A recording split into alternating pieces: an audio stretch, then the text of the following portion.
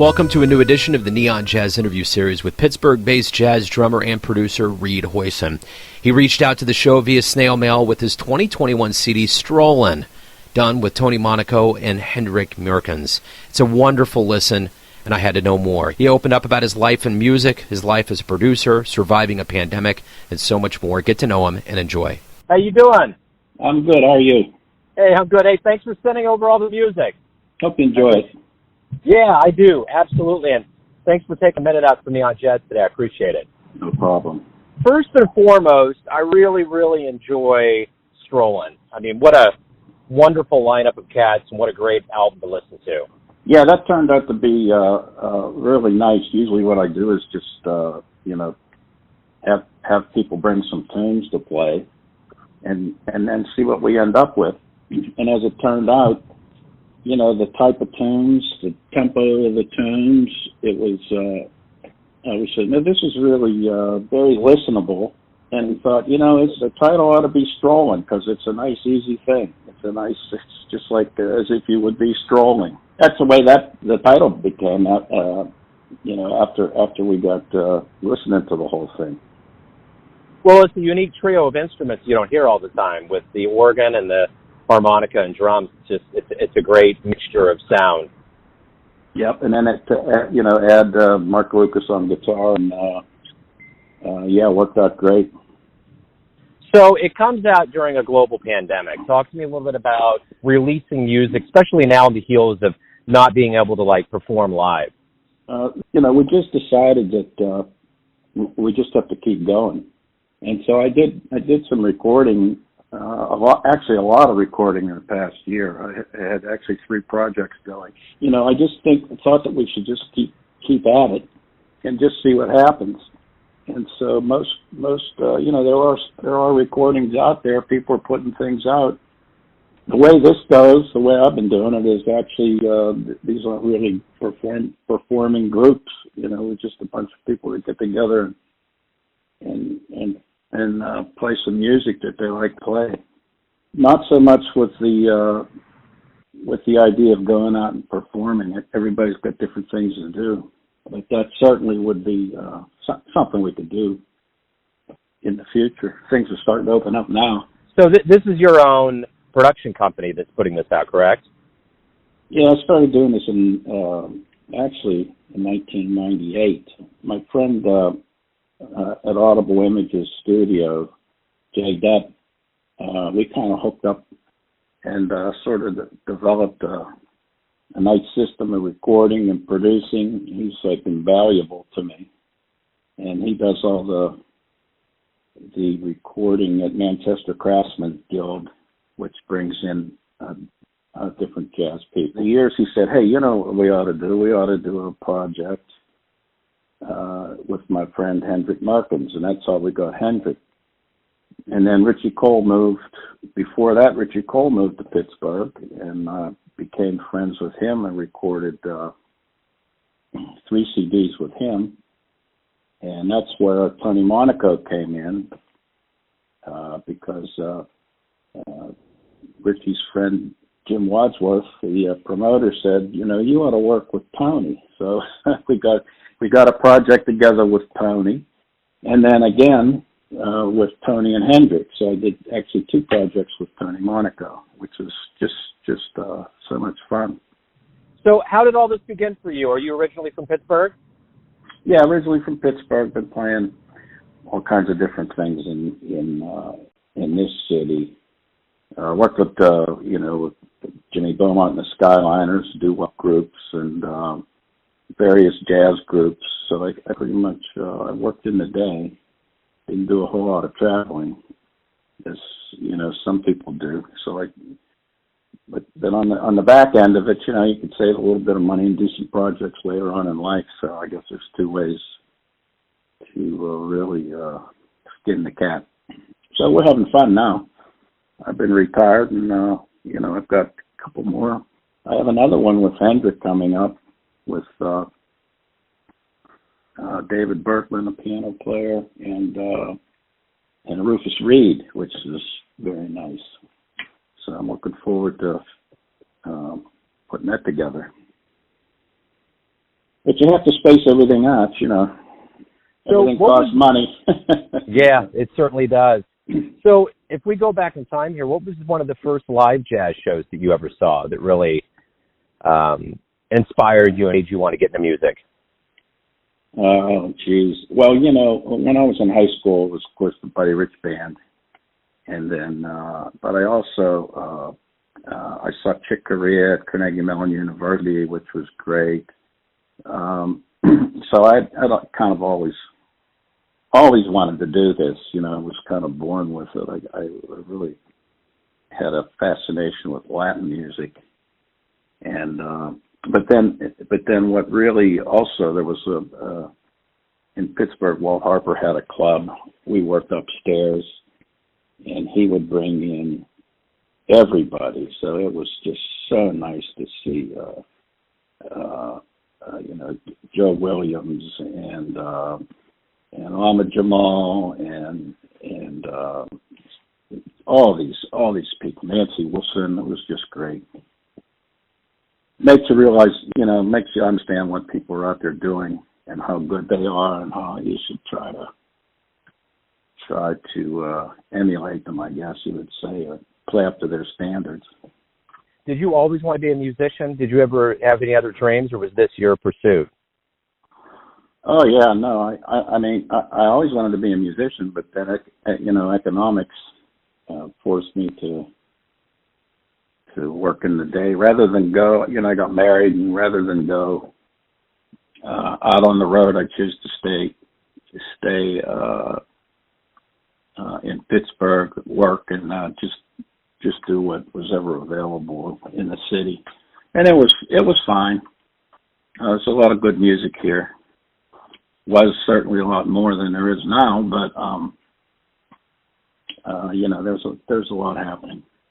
So what do you like the best about being a musician? What's the thing you look forward to the most every day you wake up? I just like the idea of at this stage now, with being you know, in the production end of it, it's nice putting things together and just seeing how things turn out.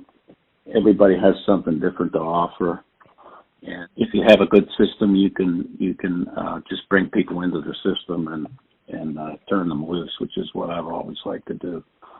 Being a drummer, you know, you have to other people have to bring in the material unless you write, which I don't. And I mean, I can suggest songs and so forth. But I like playing the drums. I've always liked playing the drums.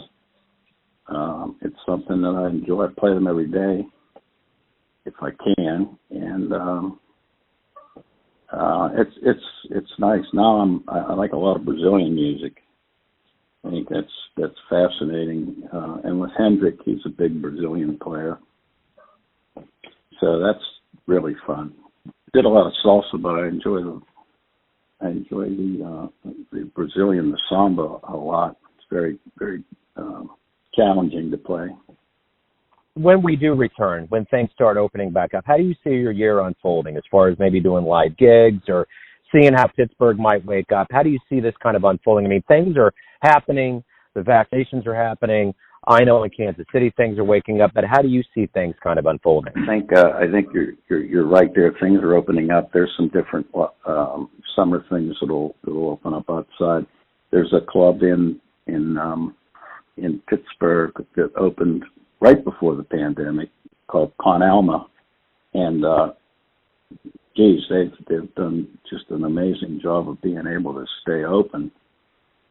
Very small place, did a lot of things outside, and they just bought a space right down in the theater district in Pittsburgh, which I'm very excited about. I think that that's going to be a big addition to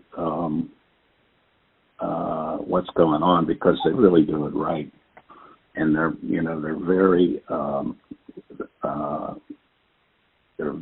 attuned to different genres and just the package, the management, the food, musicians. Really, it's going to be nice. So we'll just have to wait and see what goes from there. I mean, Hendrik and Tony, they have their things. They do a lot of different festivals every year. So we'll just have to see. Hopefully, we can go out as a group and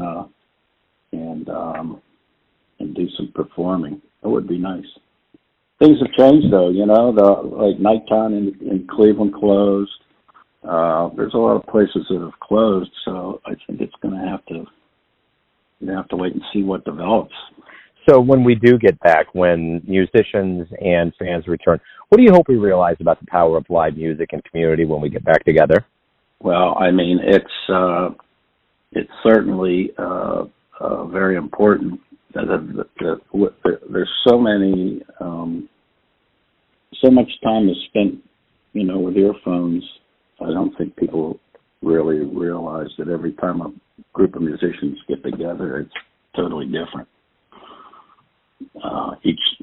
Each performance is unique.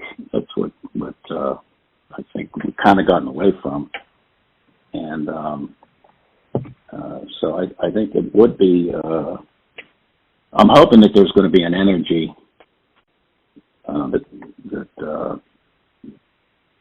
that make things a little bit more, where people are a little bit more open to going out and seeing live music. We had a really nice with Richie Cole, nice Sunday afternoon thing outdoor, which is really great for about 4 or 5 years, and people loved it. There's no question. People like going out and listening. This town's pretty good for live audiences, but I think that people that own the clubs have to realize that, put a stage somewhere. Nobody wants to put stages up. All they want to do is put you in a corner and say, you're not playing too loud, are you? You're not going to play too loud. This is the kind of stuff that aggravates everybody, I think. Have yourself a nice performance space and a nice presentation, and I think it'll pay off in the long run. So everyone has a perception of you, your family, your friends, your fans. You ultimately live your life. Who do you think you are? Well, I'm kind of a laid-back person who I'm not really particularly. I really don't care about the limelight. I'm more of a behind-the-scenes guy, and so that's why I kind of like the production end of it, and also, everything that I do, I think, is done well, and all the people that I get to add to the story, they're all great musicians and great artwork and great sound man, and so I just like the high level of performance needed by everybody, and so that's pretty much it. Probably to my own detriment. I don't promote myself enough, but that's just the way it is. I'm not out there promoting myself all the time as some people are, but by the same token, I just have the product to people take a look and say, here's who I am. The product kind of speaks for itself. Not much more I'm going to be able to do to change that at this point. I just turned 70 years old, so this is what you're going to get. Hey, thank you for taking a minute out. Thank you for sending over the music. I look forward to introducing you and the music to my fan base. I appreciate it. Oh, great, thanks. I really appreciate it too, Joe. One thing, I've met a lot of really nice people. This is sort of developed, and there's so many nice people out there. I went to the Jazz Congress 2 years ago in New York and met a lot of nice people, and we really appreciate people like you that are out there helping and promoting. So thank you for that. I mean, that's you're the guys that put it all out there. It's really nice. Thanks for listening and tuning in to another Neon Jazz interview. We give you a bit of insight into the finest players and producers in Pittsburgh, Kansas City, and spots all over the world, giving fans all that jazz. Thanks to Reid for his time, music, and story. If you want to hear more interviews, go to Famous Interviews with Joe Domino in the iTunes Store. Visit neonjazz at youtube.com, and for everything Neon Jazz all the time, go to the neonjazz.blogspot.com. Until next time, enjoy the jazz, my friends.